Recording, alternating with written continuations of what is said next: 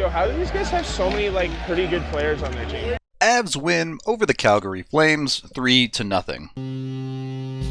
Alex Newhook! Oh, boy. Whoa!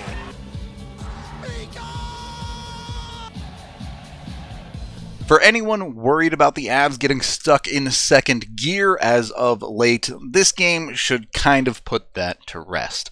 It became pretty apparent that when the Avs need it, players like Mikko Rantanen and Nathan MacKinnon can turn it up to another level. This game does have the distinction of being one of those games where more posts get hit than goals get scored, as the Avs hit 3 posts themselves, and Calgary added 2 of their own. The process for this game, and for a lot of games over the course of the next 4 weeks with the injuries that the Avs have, is going to be pretty simple.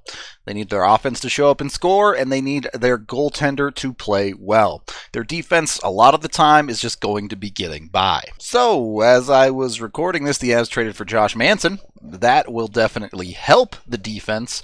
You can go learn more about that in our emergency podcast on this YouTube channel, or head over to DNVR.com for more info there. At the end of the day, though, the Avs have enough high-end talent that they can get away with missing a Landeskog, missing a Sam Girard for a while. It's been pretty easy to forget that Nathan MacKinnon has been a top 3 player in the entire world for the last 4 years, but with Landy out, that's one more piece missing for MacKinnon to step into that role and shine.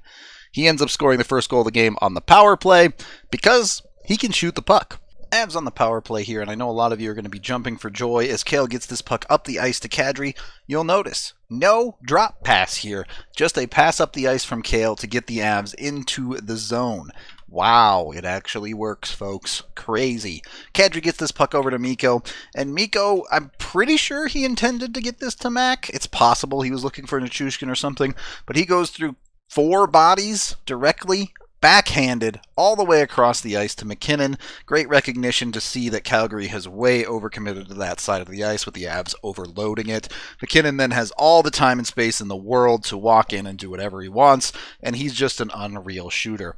I know everyone loves corner picks and things like that, but the best place to shoot it, oftentimes, especially against a bigger goalie, right about 18 inches off of the ice between the blocker and the pad. It's an extremely tough save for goaltenders to make, and that's exactly what MacKinnon does.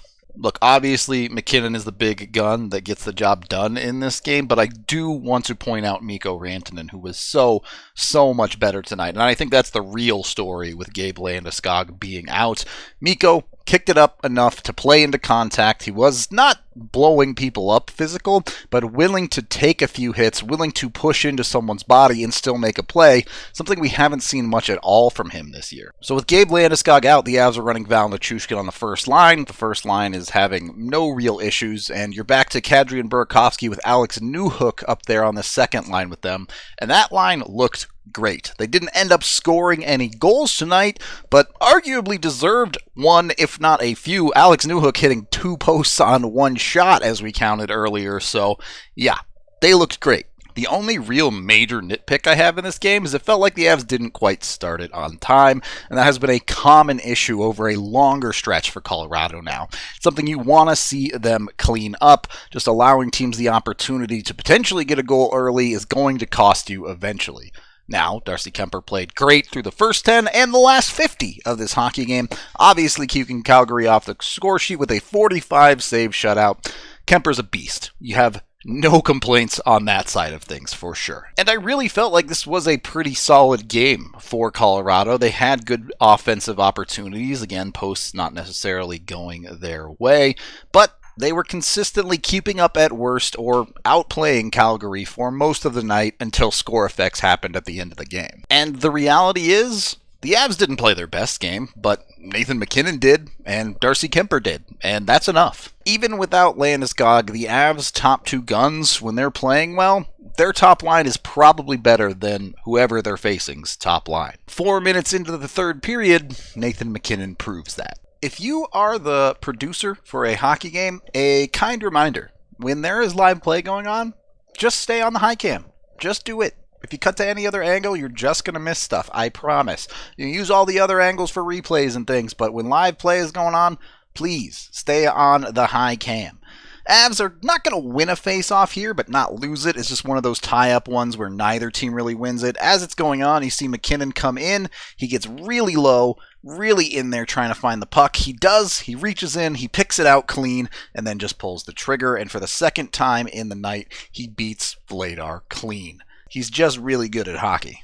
Calgary did push back once the score was 2-0, but the Avs did a pretty good job. Yes, you could argue it got a little bit turtly, but they were limiting Calgary's quality of opportunities, and that was enough. Mikko Rantanen did eventually get the empty netter, much deserved. Like I said, he played a very, very good game for your 3-0 final. There was one dangerous chance near the end of the third period. Credit to Darcy Kemper making a great save to keep the shutout. And again, when the game was in hand for Colorado, you don't care as much about that.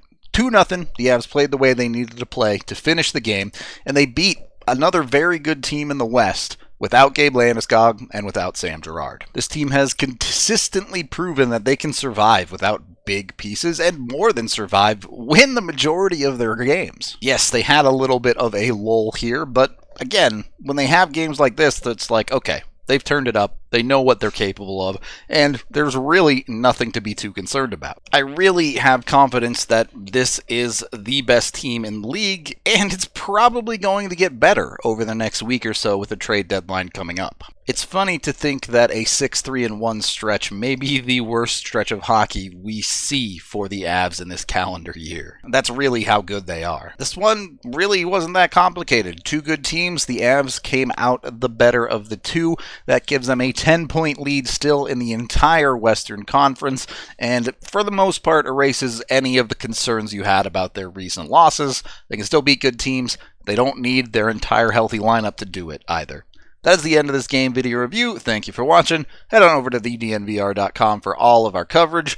I am Rudo, and let the trade deadline madness begin. Avalanche time, come on, grab your friends. We're going to the playoffs again with Nathan Dog and Gabe. The fun isn't over yet. It is Avalanche time.